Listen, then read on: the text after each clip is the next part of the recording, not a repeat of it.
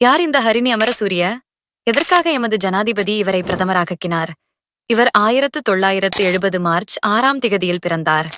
Edinburgh பல்கலைக்கழகத்தில் சமூக மானுடவியல் முனைவர் பட்டம் பெற்ற இரண்டாவது இலங்கை பெண் இவராவார். இலங்கை திறந்தநிலை பல்கலைக்கழகத்தின் சமூக ஆய்வுகள் துறையில் மூத்த விரிவுரையாளராகவும் பணியாற்றினார். 2019ஆம் ஆண்டு முதல் தேசிய மக்கள் சக்தி கட்சியை பிரதிநிதித்துவப்படுத்தினார்.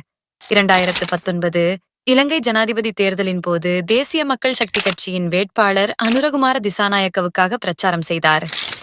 2020 அன்று இவர் இலங்கை நாடாளுமன்ற தேர்தலைத் தொடர்ந்து இலங்கையின் 16வது நாடாளுமன்றத்தில் நுழைய தேசிய பட்டியல் வேட்பாளராக ஜனதா விமுக்தி பெரமுன கட்சியால் பரிந்துரைக்கப்பட்டு நியமிக்கப்பட்டார். இலங்கையில் பரம்பரை ரீதியாக இருந்த 2 பெண் பிரதமர்கள் போலில்லாமல் தனித்து வரும் ஒரே பெண் பிரதமர் இவர் ஆவார். இடதுசாரி கொள்கையுடையுடன் தேசிய பட்டியலின் ஊடாக நாடாளுமன்றத்திற்குள் வந்து குறுகிய காலத்திலேயே பிரதமராக பதவியேற்றுள்ளார். ஹரிணி அமரசூரிய ஒவ்வொரு முடிவிலும் மக்களின் நலனையே முதன்மையாக கொண்டு செயல்படுவார். நவீன இலங்கையின் எதிர்காலத்துக்கான மாற்றத்தை உருவாக்க அவரைப் போல ஒருவரே தேவைப்படுகிறார்.